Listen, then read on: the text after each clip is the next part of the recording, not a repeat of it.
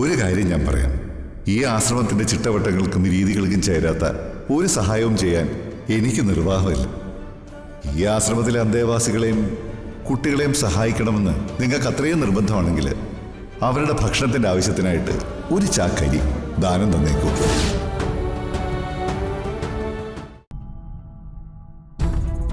ശിവയോഗി, അയാളുടെ ഉള്ളിൽ എന്താന്നൊരു പിടിയും കിട്ടുന്നില്ലല്ലോ മൂർത്തി. അയാളുടെ കണ്ണുകളിലേക്ക് നോക്കി എനിക്കൊന്നും പറയാൻ പറ്റുന്നില്ല.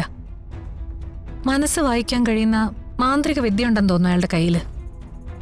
അല്ല, ആശ്രമത്തിലെ ഒരു അന്തരീക്ഷം തന്നെ അങ്ങനെയാണല്ലോ. ഇല്ലാത്ത പലതും അവിടെ ഉണ്ടെന്ന് തോന്നിപ്പിക്കും.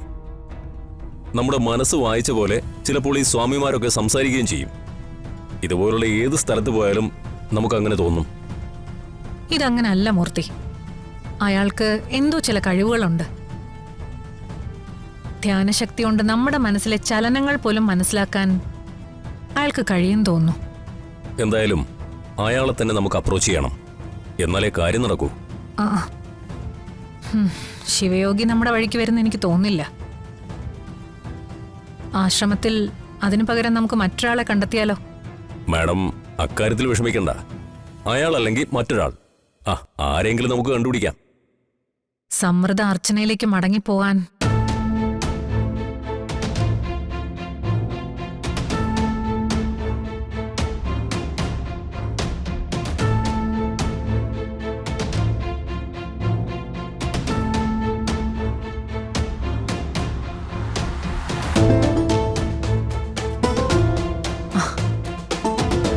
നീ ഇതെവിടെ ഇരുന്നു സന്ദീപേ?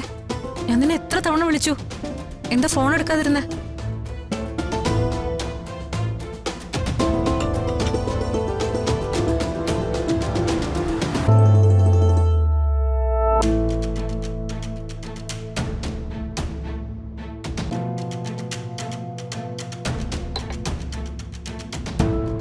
സന്ദീപേ, നിന്റെ വിഷമം എനിക്കറിയാം. ഞാനൊരു അബദ്ധം കാണിച്ചതുപോലെ എനിക്ക് തോന്നുന്നു ഏട്ടത്തി. ആ ഡിവോഴ്സ് പെറ്റീഷൻ ഒപ്പിട്ട് തിരിച്ച് അയക്കണ്ടായിരുന്നു. അതുകൊണ്ടൊന്നും ഒരു കാര്യമില്ല. നോട്ടീസ് ഒപ്പിട്ട് തിരിച്ചയച്ചു എന്ന് കരുതി ഡിവോഴ്സ് കോടതി അനുവദിക്കാൻ അത് മാത്രം പോരാ. ഇനിയും ഒരുപാട് കടമ്പകളുണ്ട്. അവളെയും മോളെയും നഷ്ടപ്പെടാൻ എനിക്ക് വയ്യ.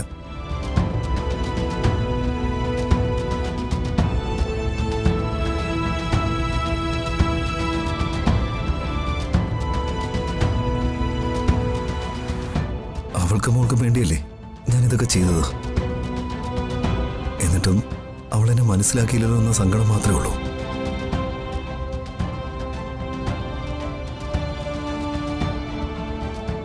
തളർന്നു പോരുത്, ധൈര്യമായിട്ടിരിക്കെ. നിന്റെ ഏത് പ്രശ്നത്തിലും ഈ ഏട്ടത്തി കൂടെ നിൽക്കില്ലേ? ഇപ്പൊ എന്താ നിന്റെ പ്രശ്നം?